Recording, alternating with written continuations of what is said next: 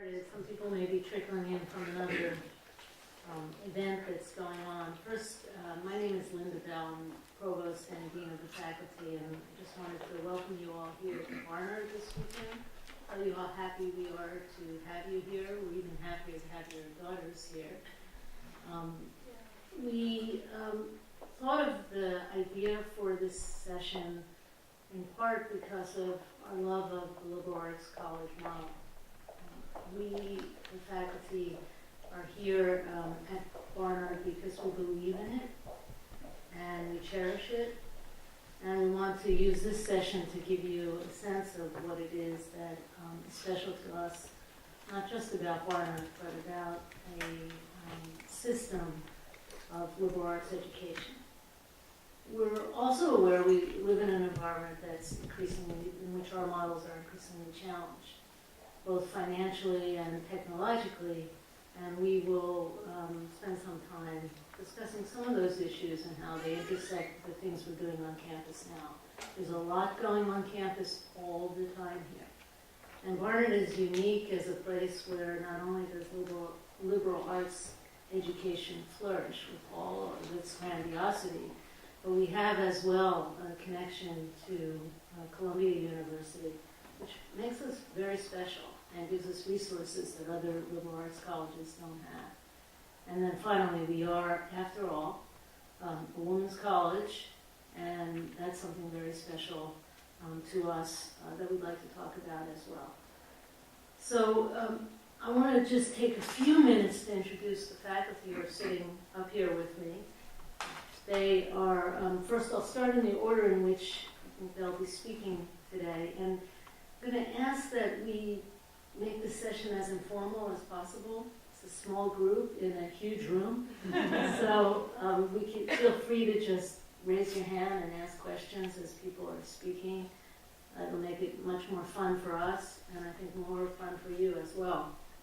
So to my far left is Professor Nancy Werman. She's a professor of classics. She received her PhD from Princeton University and her undergraduate degree from Barnard College. She joined the faculty of Barnard in 1996, having taught previously at Rutgers and at Yale. And her research specialties include classical Greek drama and oratory, ancient literary criticism, and literary theory. Her latest published book is the latest book that's out. She has another book that's soon to be out. I'll give you both titles.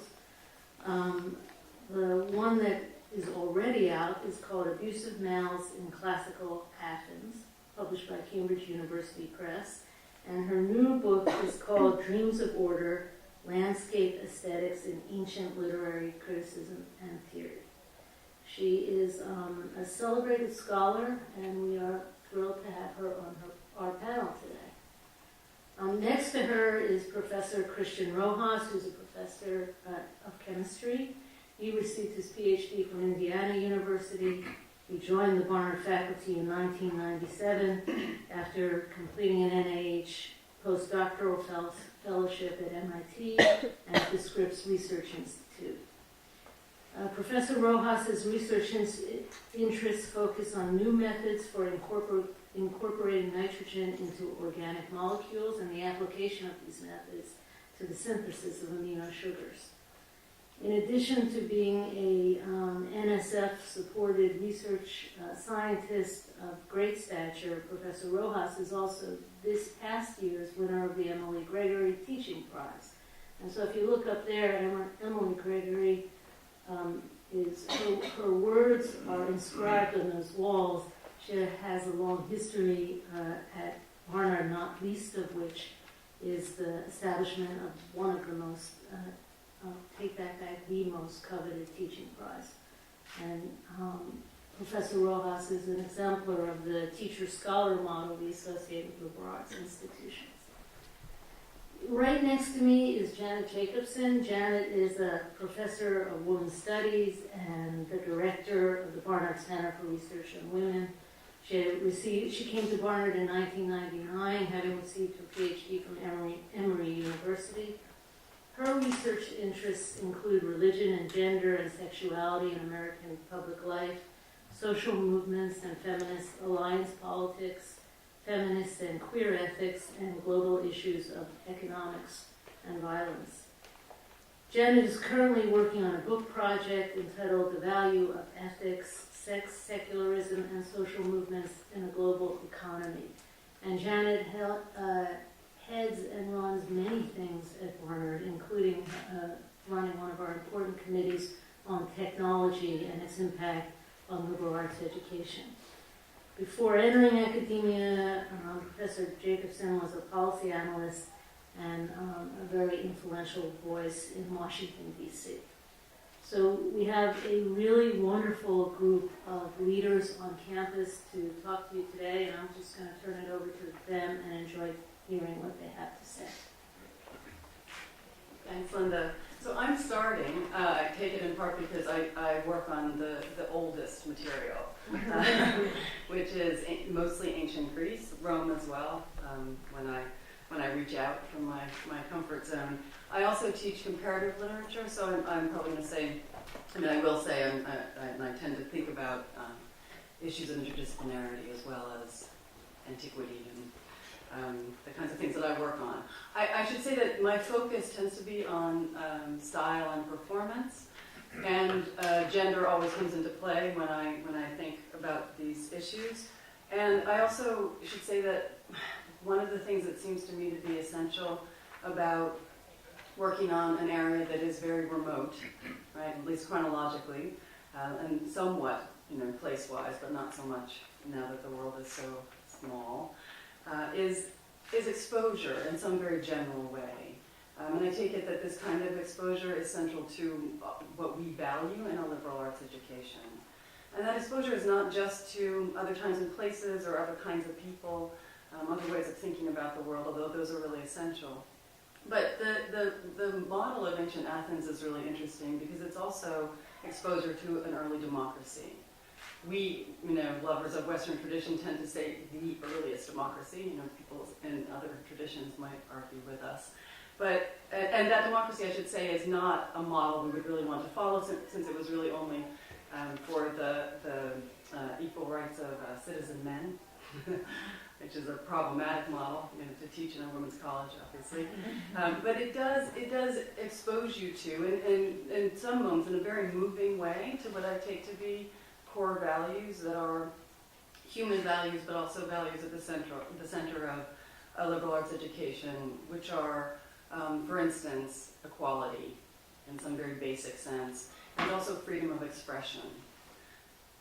A lot of commitment to both of those, even within this limited realm, this male realm, the citizen realm, I think it's a good place to start anyway for thinking through issues of power and authority. And it's very interesting also that the period that I work on is obsessed with women's power. So that's always interesting. When you just take a look at ancient Greek tragedy, you'll see that these dramatists are very interested in gender power dynamics, issues of also class and authority that extend from there. So I want to say that sort of generally as and relating to not just thinking about what I take to be liberal values, but also thinking about issues for a women's college in particular. And then I also wanted to say just one more thing in brief, which is that being an alumna is very interesting, right? When you come back and teach in a place where you've been a student, it's always a kind of odd moment. For me, it was very strange. I knew everybody when I was a student, and then I came back as a junior professor, and I kind of knew nobody. It was a learning process, I should say, a steep curve. But the interesting thing for me was that moment when I was an undergraduate, I was looking for an interdisciplinary model. I wanted to reach outside of my field, which was classics, Greek and Latin literature, but comparative literature didn't exist then. And so what did exist in my field was something called ancient studies, which was an early model for area studies, and it saved me. It was a really wonderfully eclectic and open way of engaging in a larger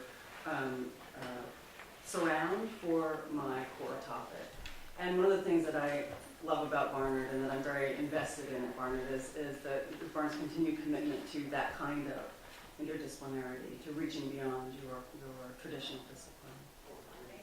So I'm going to stop there. That's just a way to begin. I think I'm next. Is that right? As the representative of science on this panel, I just wanted to focus on what it means to be a student of science at a place like Barnard. Barnard is, as you know, an undergraduate college, which means that, at least for many of us in the sciences, some of the scientists at Barnard do have affiliations with Columbia. But for the most part, our work, our research is done with undergraduate co-workers, and we typically don't have graduate students or postdoctoral assistants. So one of the really unique things about a place like Barnard is that a student will get to do research directly with faculty members. Students learn how to present their results.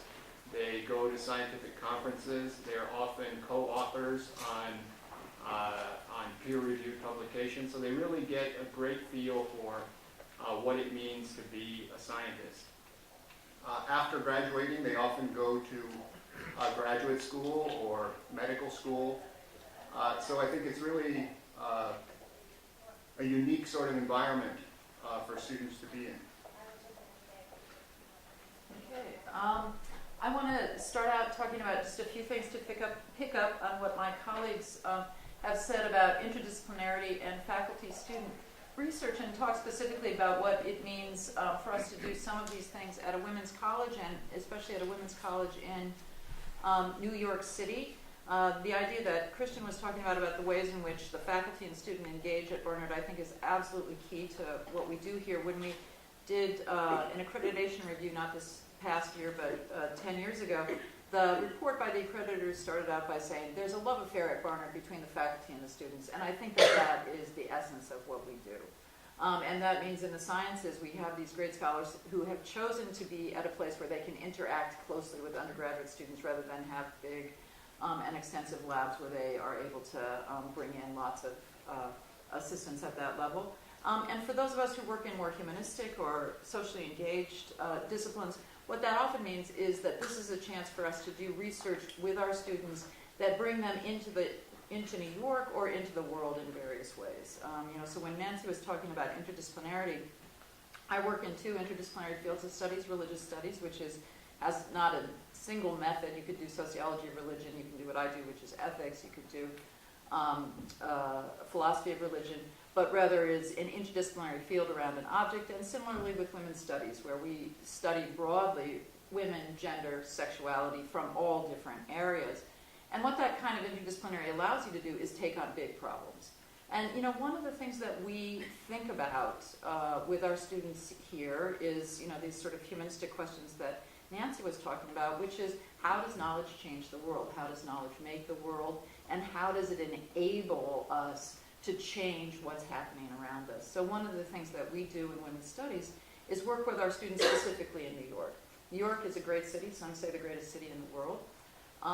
And at the same time, New York has any number of issues that need to be addressed here, many of them having to do with women's lives and women's life opportunities. And so we work with our students. The course I'm teaching right now is called Theorizing Activism, and I co-teach it with a colleague in sociology.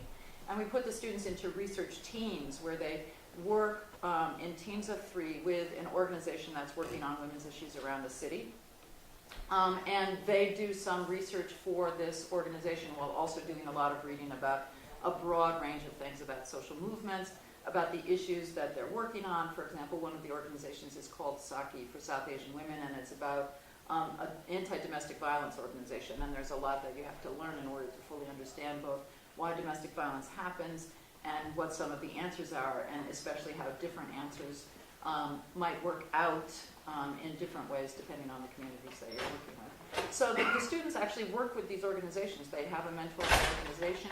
They do research for them. They meet with the constituencies of the organization, and then they come back and talk to each other. And for us, what a liberal arts education allows is to do something that has a real effect in the world, but to do so to think about the way that you have an effect through thinking, through the intellectual work that you do. So it's not just, okay, now you're going to do things. In fact, one of the first things that the students learn in my class is that they don't know what to do. That we spend the first half of the semester getting to, oh wait, I don't know what to do here. And then the second half of the semester is really about, okay, what is it I need to learn in order to know what to do? And the thing about the kinds of issues that Nancy works on is that in order to know what to do, you have to know a whole lot. That's very broad. That's not just about right here, right now, in New York City, at this moment, which is what we focus on in my class, but about what are the histories of these things? How did they come to be? How do we think about them?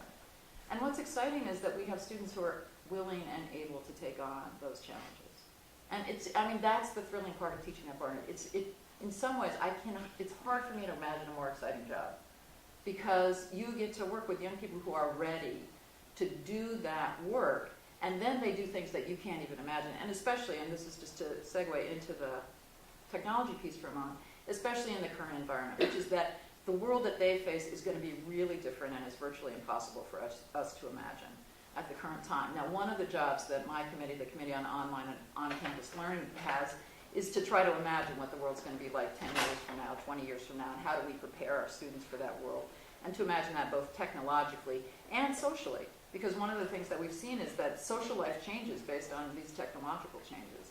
But the great thing about the Barnard students is that, in some sense, for them, we don't have to figure out what it's going to be like, because what we hope is we're going to prepare them to be able to take on whatever comes. And that part of it is in part what we're trying to do with the technology, which is not to train them in the latest technological thing, although in fact we do that. We have, for example, something called the Empirical Reasoning Lab, which is precisely about using both basic digital tools and sophisticated software packages in order to do empirical research. But we also just want to train them to be able to take on the changing environments that they're going to face. And we have the students who are, going to be able to do that. And then, if we're lucky, they stay in touch with us, and we get to find out what it is that they do with all that knowledge when they go out. So, for all of those of you who are students, come back, talk to us again. All right, thank you. Thank you. I have a couple of questions to ask the three of you before I add some comments. That's not fair. So my first question is, if you were to be asked how what we do in the context of a small liberal arts college is different from what your students might do if they were across the street at Columbia or at Brown or Harvard, how would you say what we do is differentiated from what's done there? Well, I could start with that. I think in terms of the techniques and the technical aspects of what students do here in chemistry, it's very closely similar or related to what a student would be doing if she were working in a lab at a research university. So, we're going to be publishing in the same journals. We're going to be working in related areas.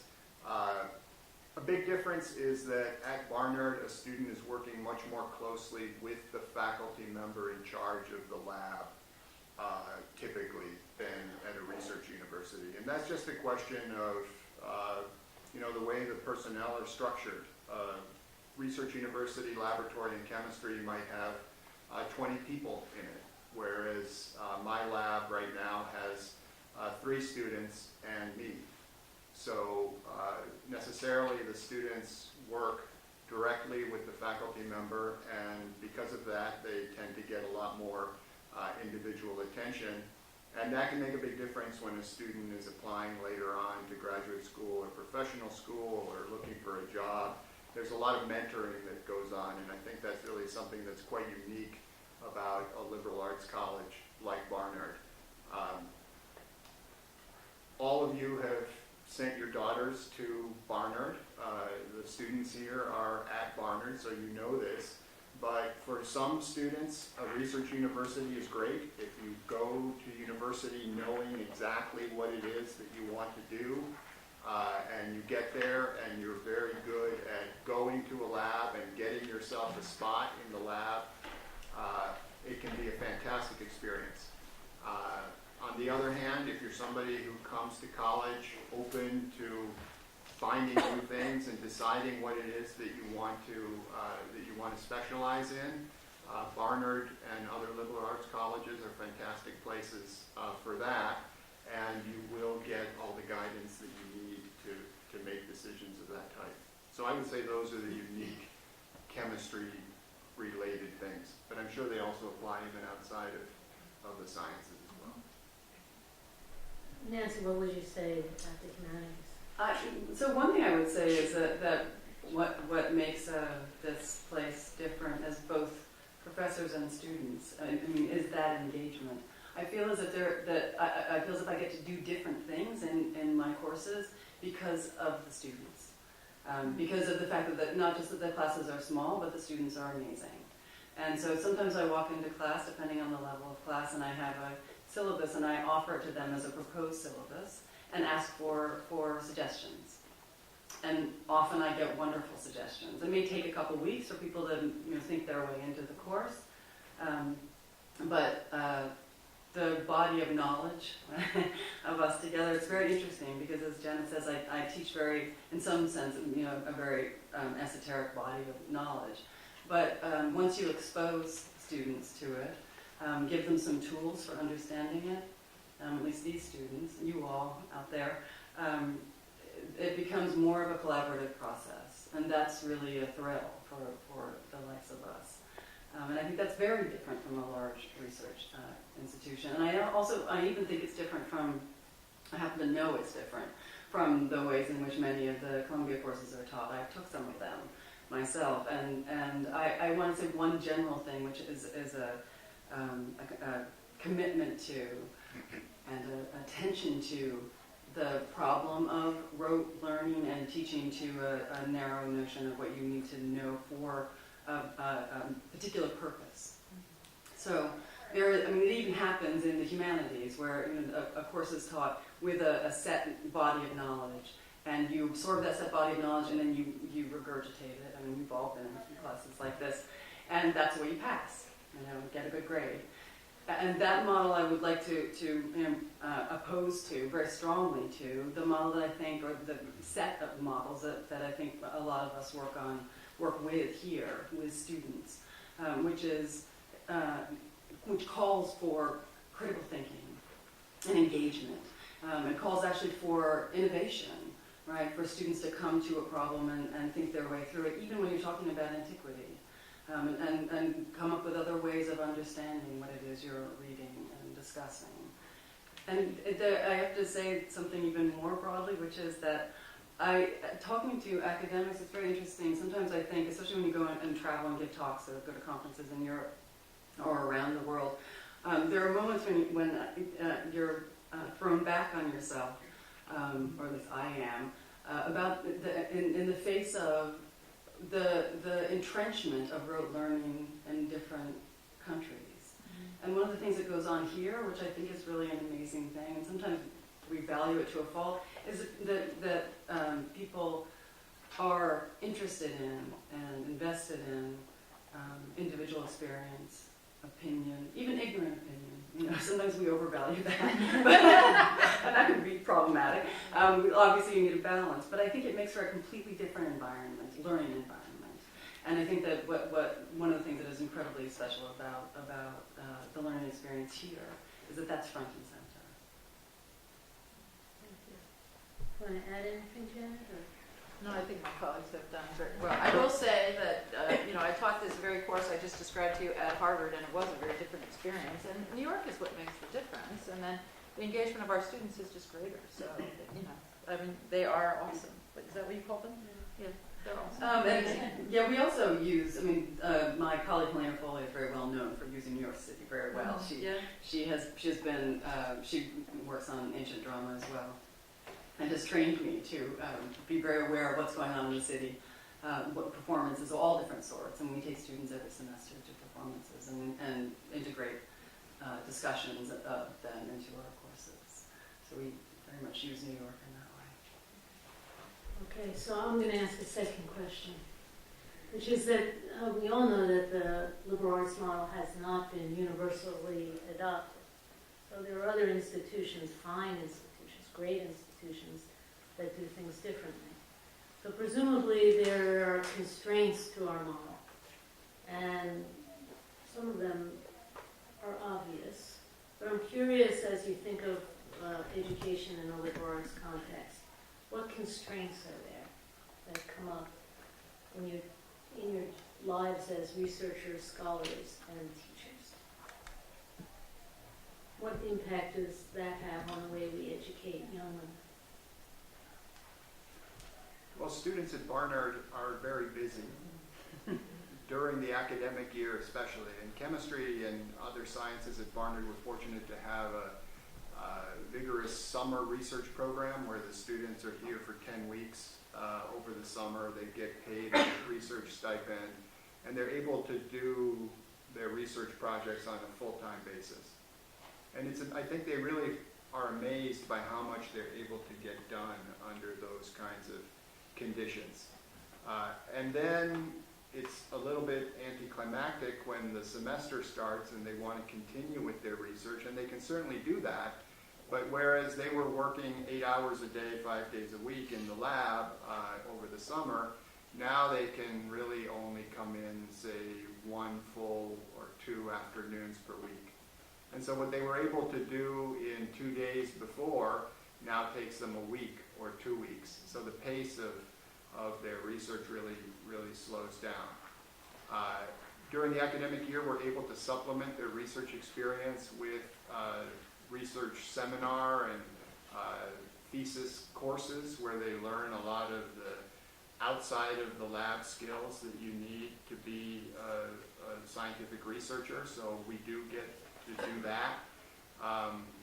But that's really one of the constraints, one of the concessions that we have to make, because students are also very involved with their other academic work, including the general education requirements, and also with often a lot of extracurricular activities. So there isn't that narrow focus at the undergraduate level that you might find in programs that are more geared toward professional schools, say. Nancy. Janet? Do you have something in mind, constraints-wise? No, I'm curious. I mean, I would support what Christian is saying about in-depth learning. It becomes a problem for all of us, I think. Right? I mean, I have conversations with colleagues and students all the time about the problem of the puzzle of wanting to go into something, one particular thing, in depth. And the fact is that the way we teach doesn't usually allow for it, because we're going for, well, often maybe even too much for breadth. I mean, as I've said, there are great values to that, to showing the breadth of a topic. So I'm designing a course called Tragic Bodies right now, and it runs from ancient drama to through to the television series The Walking Dead. Now, I mean, that's maybe a little bit ambitious, but it gives an incredible. It's very eclectic. I mean, it gives an incredible exposure to a whole range of ways of understanding dramatic enactment and presentation of bodies, and thinking about bodies on the edge and so forth. But it doesn't allow for that sitting with a problem and thinking your way thinking all the way through it, and then bringing in maybe other tools to understand the particular. So of course I have something in mind when I ask the question, but so I'll answer it. I myself taught in a liberal arts college setting for 21 years now. I'm relatively new to Barnard. I arrived just last year. I was previously at Haverford College, and both as a faculty member and then was provost at Haverford for a short while. Liberal arts model is a really rich and wonderful student-centered model. Institutions like ours that are able to really bring world-class faculty are able to combine that student-centered model with true scholarship at its highest level, which then exposes students to just the wonder, really, of learning. So I firmly believe in the liberal arts college model and the wonderful things that it does. That said, when I became an administrator, I became sort of very quickly aware of the fact that there are things called budgets, and there are resource constraints, and that we charge high tuition, and that the cost of higher education has been going up faster than the cost of living. And trying to reconcile wanting to offer both an education that offers great depth and breadth in a small setting where resources are constrained, where most of your spending comes out of tuition dollars, and your tuition dollars are constrained by virtue of your numbers, is hard. And so at a place like Haverford, which is even smaller than Barnard, we couldn't offer everything we wanted to offer. And we didn't have Columbia next door either. We had a consortium with Bryn Mawr and with Swarthmore. Some of you may know about that three-college system if you went to visit. And it worked wonderfully well, but it wasn't right next door. And so in an economics department, let's say, which is my discipline, we couldn't offer all of those subspecialties that young people could learn about if they went to a larger institution. We had to make curricular choices that constrained, in a sense, what our students had access to and information of. So that's sort of what I had in mind. And I think having, with that in mind, and that was my number one constraint as a faculty member, I didn't think our department at Haverford in economics offered the rich education that our students really deserve. I thought it offered depth, but I didn't think it offered breadth. And so the really wonderful thing to me about being at Barnard is that we offer both. We offer it here, and where we don't offer it here, because of those financial constraints and resource constraints and constraints of our size, we draw on our large, powerful neighbor. And the education they offer our students over there is different, qualitatively, but it's excellent in all kinds of ways. And there's no sacrifice on scholarship or on reputation to taking courses over at Columbia. So I think that for your daughters who made this choice, with those sets of constraints in mind, you should really understand how powerful that is. It doesn't exist anyplace else quite the same way. And I go to conferences of all these provosts now who sit around from liberal arts colleges complaining about resources and complaining about the ability to offer rich, deep, and wide programs. And I am really sitting quietly, happy at the idea that I don't face those same kinds of constraints. We don't face those same kinds of constraints. I'll just say one thing, although it's not, it's about the benefit. The other thing about the benefit of our association with Columbia, at least in my field, we run a joint major with the Institute for Research on Women and Gender at Columbia, and that means that in our classrooms we have just a total mix of Columbia and Barnard students, but they're all wonderful, but they're educated differently, which is to say the Columbia students spend 2 years in the core, where they're reading very broadly, although at a relatively thin level, whereas our students spend longer in the major. The major is slightly longer for us than the Columbia major. And what that means is that we have a mix of types of knowledge in the classroom at any given moment.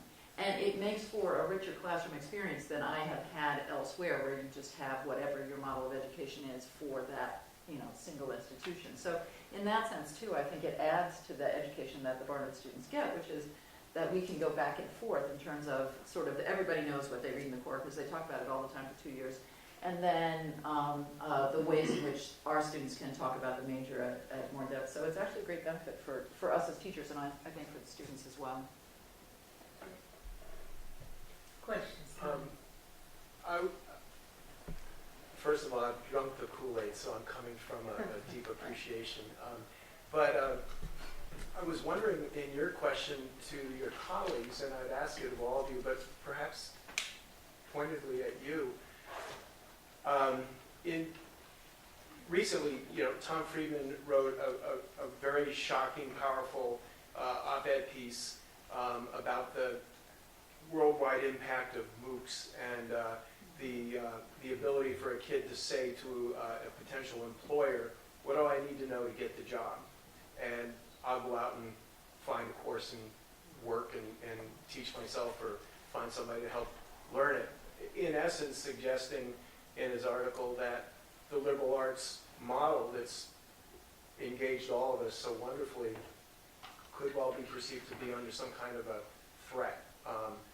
And you've articulated very well why here at Barnard that isn't the case, but in the walls of Barnard and Columbia, to the extent you could speak about it, I'm curious if the young women here are under pressures in some way. Has there been a migration to different kinds of majors in the last 10 or 20 years as the cost that families have invested in their educations has changed and they need to get the job, whereas a generation or two ago there wasn't or didn't feel as if there was that kind of pressure given the expense to get the Barnard education to have something that I can translate in the marketplace.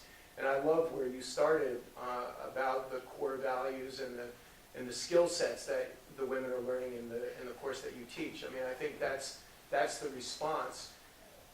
There are some schools that are now endowed with people in the liberal arts to talk to us on parents' days from an entrepreneurial sense and to articulate to us parents why this kind of an education is so very valuable. And I'm just wondering if the women that you work with articulate that pressure and if the professors within your faculty body are responding to that or noticing that the kids themselves are responding to it. Sorry, it was such a long-winded question. No, that was a wonderful question. I think we could almost decompose the question into two parts. One is the role of technology and innovation on the way higher education is going to be delivered and received over the next several decades. And the other is the constraints of increasingly high tuition costs and the resource draw that has on families and the opportunity cost of higher education rising, and therefore whether or not that forces or persuades students to learn and study in a different direction than maybe they otherwise would. Is that fair? So Absolutely. No. And as I said, I'm already, We understood that because you asked the question very gently. So I think if I may, I mean I have some ideas, but I'm going to start with the technology question.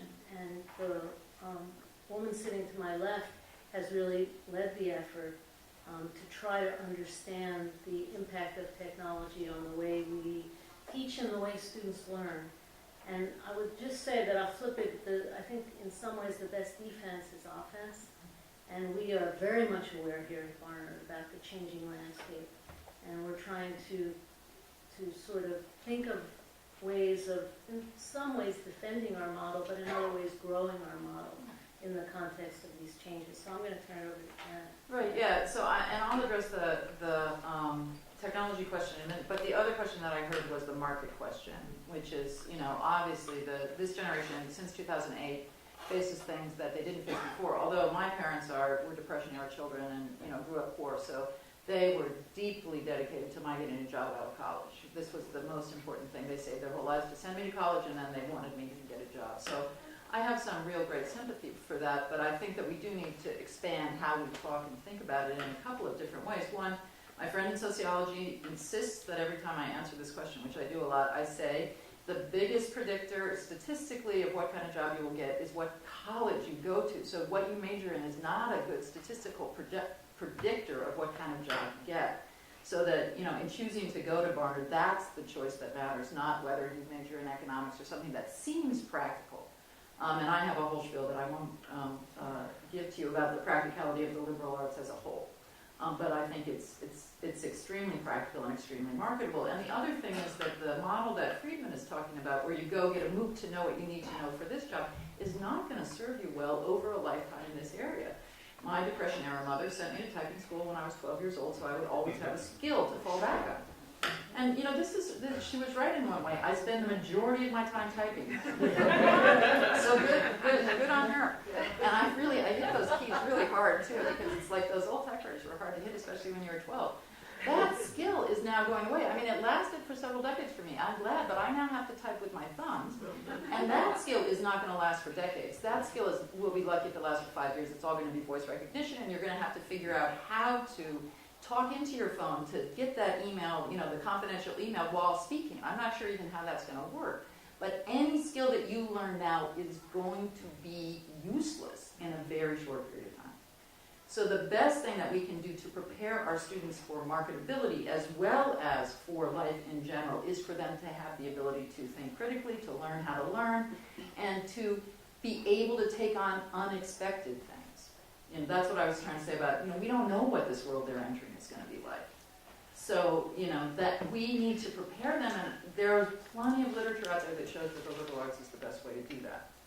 For us, though, we also believe that technologies can help in various ways. There's no good studies that say that the MOOC on its own is a great way to learn. In fact, pretty much it's not so good. It's boring. Mostly it's basically, MOOCs are an answer to a specific problem, which is bad lecturing at Stanford University. So they have large classes, people lecture, people leave Stanford, they start startups, they make MOOCs. And maybe it's better than that. That's not what we do here, so that's not our problem. But there are lots of ways in which we can get our students to be more interactive, to be more problem solving, so that they say, here's a set of information, how do I put this together in different ways? Technologies can help you to do that. I was talking to Christian on the way over here. He's hoping to be able to make, and maybe you can even talk about this, videos that his students would watch before class so that he would work with them on the problem sets in class. You've probably heard about this as the flipped classroom. Also in chemistry, one of our other colleagues does online homework as a way for him to be able to, again, interact with them more. So that one of the things these technologies can do is facilitate the center of our model, which is faculty-student interaction. We're really trying to do that. And the other thing that it can do that's very exciting is facilitate their engagement with a very broad world. So that, around the question of, the classics and art history, you can see objects that you would never have had a chance to see before, even if you had all the books in Columbia's library, through digital technologies. It's still really different to see them in person. And I used to have this Georgia O'Keeffe postcard of a cloud thing. It's a very beautiful painting. It's held by the Art Institute of Chicago. I loved that. When I went to the Art Institute of Chicago, it's huge. It's bigger than this blackboard. And I never understood the power of the painting until I saw it actually. So that the type of thing Nancy was talking about getting our students out into the city, where they can, yes, see images from all over the world, but hopefully see those also as the objects that they are and as they were made to be, and also go to other areas of the world. We have a huge international study abroad program that is precisely about getting students that kind of set of interactions. That, yes, digital technologies will help them. It's still going to be different if you go in person. No MOOC is ever going to be able to replace that. So our idea at Barnard is to invest resources in trying to figure out how we can use technology to enhance what we already do. And we're open to the idea of thinking broadly about the ways in which the introduction of technology in the classroom can also save resources. And you can think, for example, of ideas of language acquisition being shared, a site in China and a site in the US, if the technology is good enough. So that there are two aspects to that. One is a kind of opportunity to be truly global, to have two classrooms that happen simultaneously, in which students learn a fundamental language skill together, and then to save on resource costs in terms of the way in which those languages are taught. One of the areas of constraint for small places is, for example, languages. You can't offer as many languages as a large research university can. And the need as a global educational institution to offer languages is quite great. So there are lots of opportunities that exist that we're very aware of. There is a professor in the economics department who himself has just produced a MOOC. And he's using that MOOC as a basis for teaching his introductory class, where students are asked to observe the lecture, and then he lectures about their observation of the lecture. So he will use portions of the taped lecture in his live lecture as he discusses it. And we're very carefully recording his experiences with that to try to understand how that approach works, to assess whether that's that blended approach, or what Janet called, in certain respects, a flipped classroom, how that actually works in reality. Let me just one sec answer the financial, the constraint question and the majoring question. Over the last 22 years, in my experience looking at majors data, the 4 largest majors remain the 4 largest majors, pretty much through time. And we could probably all name them on our hands. They're economics, English, biology, and history/political science, the flip. But those have been the 4 largest majors at most places for a very long time. Yes. Great questions. So I know I read sometime in the last year about a few liberal arts colleges experimenting with ways to assess whether in fact their students are gaining the critical thinking skills, Carleton College being one for instance. And given that that is at the core of the mission of the liberal arts experience, I'm curious whether Barnard has considered in some way doing some form of assessment, obviously a meaningful assessment, with the intent not to grade, but to ensure that their students are gaining those skills as part of their curriculum. So yes and yes. Yes, we do it because we want to do it, and yes, we do it because we have to do it. Our Middle States accreditor has sort of been very tough on institutions within the region about using sensible methods of assessment. And so Barnard has a culture of assessment, both at the college level, at the institutional level in terms of the way departments function, and also at the departmental level.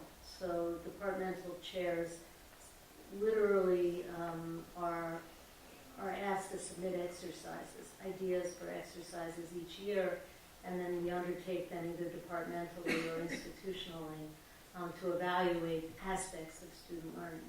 Every syllabus has a student learning goal on it. Every department has a mission statement about what they hope to teach their students. And so we're really on the sort of top of the arc in terms of thinking about issues of assessment in terms of peer institutions. It's important to make sure that what we do is done well. The other thing I would mention to you is we're in the midst of starting a curriculum review at Barnard, which is an exercise that happens every 15 years or so. And what that curriculum review will do is it will literally begin to deconstruct what we do to understand whether we want to reconstruct it exactly how we do it. And everything from the general education requirements to the first year experience, first year English and seminar, to the senior experience, to the role of interdisciplinary programs and centers, to departmental majors, to our global presence, and then finally to technology and its impact on our curriculum. So that will be a 2.5-year process. The students will be involved. Some of your daughters will eventually be tapped to be on committees, and we're going to come up with a sort of a new way of educating young women at Barnard, or the same way of educating women at Barnard, which is fine too. Hopefully a little new. So all that. A little innovative. Yeah. Yes. As a corollary to the whole job place marketability thing, has there been any change or thought of change or modification of the whole sort of career services thought or department based on these change of external concerns that you were talking about? Yes. We have someone new in career services. I think they arrived a little bit before I did. Does anyone know that? Yes. And we are, number one, more systematic about keeping records. You can't really assess how well you're doing unless you know how well you're doing. And also looking out, sort of reaching out through more well-established databases of alumni throughout the New York area and the country as a whole. And we've had some early success. How long has Robert been to you? No, I think this is more of his third or fourth. Okay. But one of the other things that he's doing is really trying to look at the job market in a more sophisticated manner, which is to say breaking it down into segments and thinking about how to use this alumni network in order to make connections in particular sections of the job market. So, and I think the students are finding that that's being very helpful. I can attest to that. I'm an alumna and I get emails a lot. And I think it's fabulous to network because I live in Los Angeles. So my daughter goes here now and people are always asking, do you know of any opportunities? What field are you in? All that kind of stuff, which really helps. And I got a great job coming out of Barnard. I mean, the career services was good in '84. So I really highly respect it. That's great to know, though, because I think he was really focused on New York and is now trying to be more nationwide, and especially the West Coast. So that's encouraging. Yeah. Yes. I have a question kind of bringing us back to the ground a little bit since we're the freshman parents.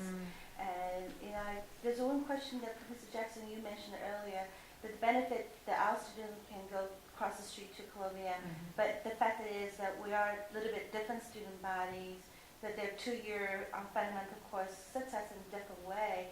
So what type of a supporting program that we have here for students do go out to take the courses from there to making sure that they do have that bridge in order for them to excel there? Yeah, I think that's really, really crucial, and it does vary from department to department. And one of the things that we look at is, is to try to ensure that we're doing a good enough job at some of that. So, for example, one of the issues that has come up recently is around computer science, and maybe it's mostly at Columbia, so maybe we need more support over here. So those are issues that we try to look at on a regular basis. And then for different departments, I teach in religion as well as women's studies, and it's very different, which is to say that in women's studies we're very close, we talk about the curriculum together, we run the same thing. In religion, it's a much bigger department, and so and they run much bigger classes, and so it's sort of like, go across the street into the wilderness and then come back here where you're well taken care of. So, it really does vary by department, and my colleagues might have different things to say. I would just hold up the advising system here at Barnard. If you're talking about first-year, second-year students, there's a pretty sophisticated and extended system for advising students, and that includes not just what Barnard courses that they should be taking, but also if they do have questions about Columbia courses or programs at Columbia. Just to give a couple examples, there's a 3-2 engineering program that Barnard students can be involved with, where you complete the requirements for a major in 3 years and then do 2 more years emphasizing engineering, and I believe you end up with a master's level degree. So that would be something that would be open to students, and there are systems for advising Barnard students about that. And then in chemistry, for example, we have a set of chemistry courses here at Barnard that you can take all your classes here at Barnard. There are also courses at Columbia that one could take, and particularly for upper level students who say want to take a graduate level class. We have quite a few students who end up doing that in their spring semester, their junior year, or their senior year, where they want to specialize in a particular area of chemistry, and a course that wouldn't be offered here at Barnard. As Linda said, we can leverage our relationship with Columbia there. That doesn't mean that they can't get advice from faculty at Barnard about which course to take, or would this course be appropriate for me. So I think Barnard advisors are aware, for the most part, of what's available across the street and are pretty good about directing students appropriately. I would just say 2 kind of different things. One is that there is as you know, there are general courses at Barnard that everybody takes at the beginning of their time here, right? So there's a first-year English program, and there's a first-year seminar program, and we all, at least I have lectured to the larger group which is 200 students or something, so they have group lectures, and it's a fun moment. I mean, they're all having this experience together, and they all seem very engaged, and it's very interactive. So there is a certain kind of core training at Barnard. We've thought a lot about how to counter or better the model across the street over the years. And this is as far as we've gotten to. We'll take it up again under the curriculum review, I'm sure. So that's a sort of general statement. About my field, it's so small, and my department is very integrated with the department across the street, and so our students all take courses together, and we advise them sort of together. And so the training is actually very similar. I mean, the training from a very early point and their time here. So you have, there are some models in some departments that are really quite integrated, even though Columbia students have this core requirement as well. So I am very aware of time. What I'm going to suggest is that if you have questions, we're happy to just stay and we can talk informally, but there is a lecture that's about to begin over in the Diana Center. Lema Bowie, our visitor this year, Nobel Peace Prize winner, is going to be speaking. So I don't want to hold up anyone who wants to be over there. So thank you all. We really appreciate your time.